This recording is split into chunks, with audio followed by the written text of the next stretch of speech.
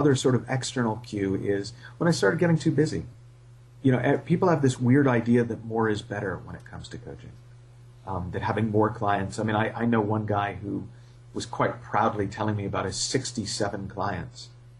And and he coached from, I think it was 9 a.m. till 9 at night, 5 days a week. And I just thought, my God, that's my idea. Did he not have time to eat, this guy? Was he emaciated? He saw them through lunch, breakfast, and dinner. Blimey. And again, to each their own. But I never thought that busyness was a marker of success. So when I start getting too busy, that's a sign to me that my prices are too low. I know other people, by the way, who are far more successful than I am, at the game longer, who use the exact same strategy. And I was talking to one guy recently, very famous personal development guru, who is in his 60s, and every time I call him, he's on the golf course, and we're about it. He said, I finally thought that I priced myself out of the market, and people still hire me. So there comes a point where you actually use price as a way of controlling the influx of clients. Yes. And even then it doesn't work because they still come. And even then it makes you more extreme and desirable. So it's not a trick. In other words, it's not something, I'm going to pretend I'm really busy and successful so that people will. It's just the reality of where I'm at this stage in my career. And it's something that I really would love young coaches who are starting out, coaches who are struggling to hear. It's not about tricks. It's not about what trick can I use to get people to hire me. Be where you are, be who you are. It will unfold if you let it. And I suppose this inner knowing that you're talking about has taken time for you to refine so you can listen to it, as opposed to kind of shut it off. Yeah, I mean it is more that it's taken time to be less of an idiot. It's taken time to stop ignoring it and to stop thinking that I know better. It's not really so much that it's gotten louder as that I've gotten quieter. All right. Okay. Good. So if we move on to like the process of how you work with clients to a certain extent, you do, like we've said, more like 6 monthly to 12 monthly coaching contracts, but also breakthrough sessions as well, which you start to do. Looking at both these processes, what are you typically looking for or testing for in your clients to let you know that they're going along the right path? Well, it's a different thing in the different sessions. If I'm working with somebody for 6 to 12 months, I'm having a conversation with them that will transform the way that they see the world and the way that they see themselves. And there's no rush. The reason that I like it to unfold over that time is so that it doesn't get too results focused and it doesn't get too outcome oriented. And I'm very clear with people before they hire me that if they're looking for, I want to be here in 6 months, that's not what I do. Now, my clients do extraordinary things with their lives, but that's what happens when you allow your life to unfold instead of trying to make it happen. And it might not unfold in the way that you think it's going to. That happens very often where somebody says at the end, boy, I'm really glad that I didn't have these tight goals and outcomes and timeframes, because what I'm actually doing is so much cooler than what I had imagined would be my dream life when we started. If I'm working with somebody in a one-off session, then I'm very clear with them that my goal in that session is just to show them something about how the human experience is created and how their mind works, rather than to actually, quote-unquote, help them with anything. Right. Because what I know is if I just help them with one thing, well, that's great, but then they're just going to have a new set of problems. Whereas if I can show them something that's true about their mind, if I can show them something that's true about the human experience, they'll be able to apply that not only to the thing that they brought to the table, but to a whole host of other things. And it's not at all uncommon. I had a great one recently where somebody had booked it 9 months in advance, and they flew out from the UK to spend 4 hours. And they were CEO of a small company. And we talked for the first 2.5 hours about the nature of the mind. the nature of well-being. We didn't talk about anything on his list. And then we went for a walk, because we'd gotten to a place where we had a really nice feeling going in the room and a real sense of clarity and well-being. And on the walk, he started talking a little bit about his business. And by the time we'd finished the walk, in about 7 or 8 minutes of just hiking up to a little hill near where I live, he'd worked out how to double his business income without doing any more work. And then we spent the last hour talking about life again. And that's the nature of transformative coaching. That's the nature of what I teach at Supercoach Academy. It's the nature of what I do, is when you change the basis, the place from which someone is looking, everything else will change and take care of itself. If you get caught up in trying to fix their problems and help make them reach their goals, then you're as lost as they are, and you can't really help them. Okay. So it must be a good feeling for you as well when you see when they kind of have those light bulb moments, and it's the second. I always say it's the second coolest feeling in the world, and we're just not including sex in this. But like, my favorite thing is when I have a light bulb moment.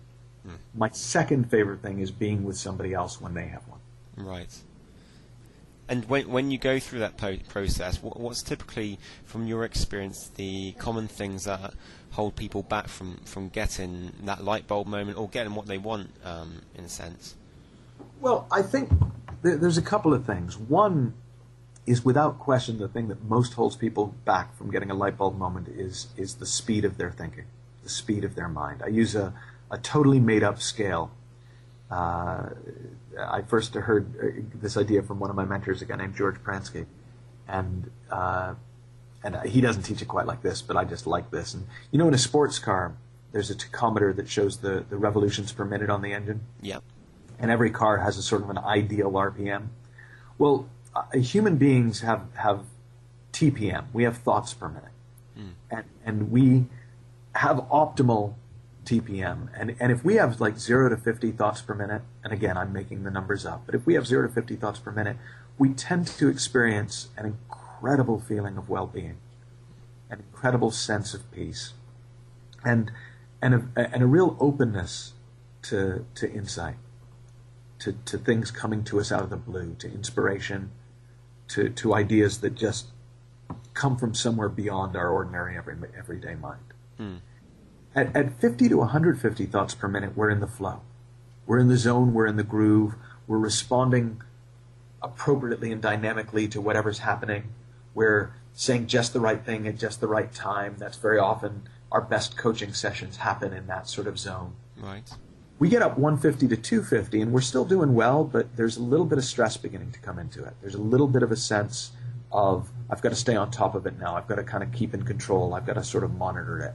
We get up 250 to 350, and now it's going fine, but there's distractions. The phone was ringing, and I don't know what to do. I should have had the phone switched off before I got on this call with you, Aaron. I'm really sorry. But let's really focus down. You get up over 350, and your life is a mess. And what's amazing about it is that you can run through all those stages 100 times a day. And a lot of what happens in a transformative coaching session is it's a space where it becomes okay for the revs to slow down. Because if you want to slow down the revs on an engine in a car, how do you do it? You take off the foot off the accelerator. Yeah. You don't have to hit the brakes. You just take your foot off the accelerator. You just stop winding yourself up. And when people do that, their minds naturally slow down. And your mind drops into those slower states, those higher states of consciousness. It's amazing what insights begin to pop in and how quickly the light bulb moments start to flow. So sometimes you can start your sessions with someone that's really really wired in a way, and it's kind of that transition they go through to that the extent where they do slow down the acceleration and they start to think more clearly. And often the session is the one moment in their week where it slows down enough for them to see clearly. And part of my job over time is to get them to the point where that is more natural for them and more normal for them than the speeding. So it's almost like the session becomes a speed bump. Hmm. And the goal is that they get so used to operating at those slower states of mind, at those higher states of consciousness, that that's their norm, and they can really start to notice when they start to speed up again.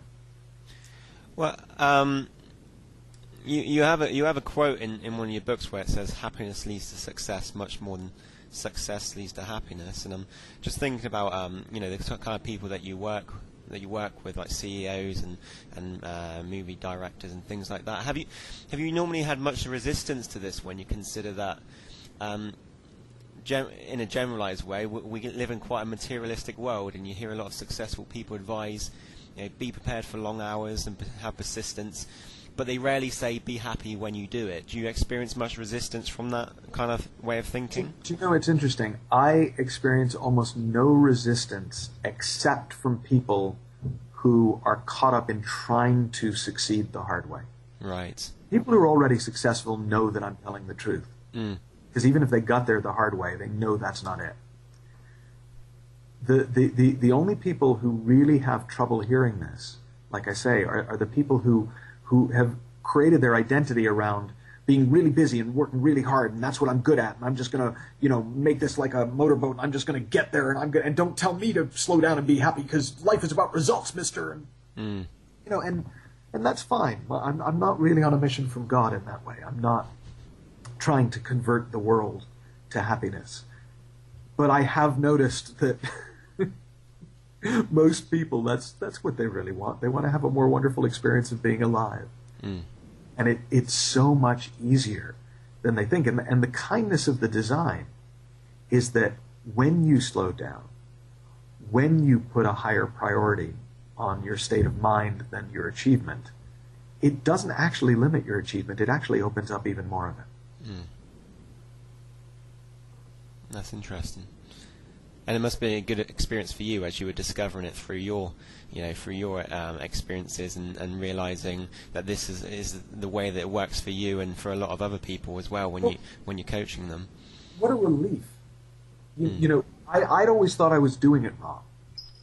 Like, if only I was more driven, if only I was more committed, if only I was more. I talked to a CEO recently. And I actually put this story in the book, Supercoach, and then I didn't realize it was this guy, and I finally met the guy who this actually happened with, and he's the head of a big military contractor, and a general came to him during the Iraq War and said, you people, there's not enough stress in this company. People are too casual. They're enjoying themselves too much. We have deadlines to meet, and there are soldiers' lives on the line. And he said, your people, I get that they're involved, but we need people who are committed. Let me tell you a story. Right? If you have bacon and eggs, right, the chicken was involved, but the pig was committed. and this, Intense. The CEO just looked at the general, and he said, but the chicken is still producing eggs, and the pig is dead. I'd like my people to stay involved, and we'll meet your deadlines. And they did, and they met every deadline. But they did it from a place of well-being. They did it from a place of, we're not going to function better by putting more toxins into the system.